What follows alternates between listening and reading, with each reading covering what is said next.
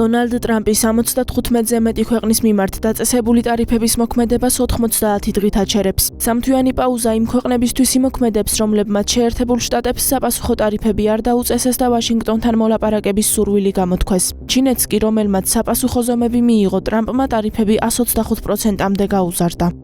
გასულ წელს ჩინეთმა 1 ტრილიონი დოლარის მოგება მიიღო შეერთებულ შტატებთან ვაჭრობით. ახლა ჩვენ ვიღებთ 2 მილიარდ დოლარს დღეში. მე გამოვაცხადე 90-დღიანი პაუზა მათთვის, ვინც არ მიიღო საპასუხო ზომები, რადგანაც მათ უთხარი, რომ თუ მიიღებდნენ საპასუხო ზომებს, ჩვენ გავაორმაგებდით ტარიფებს. მე ეს გავაკეთე ჩინეთთან, რადგანაც მათ მიიღეს საპასუხო ზომები. ნახოთ, როგორ განვითარდება მოვლენები. ფიქრობ, ჩინეთს შეთანხმება სურს. უბრალოდ არ იციან, როგორ მიუდგნენ ამას.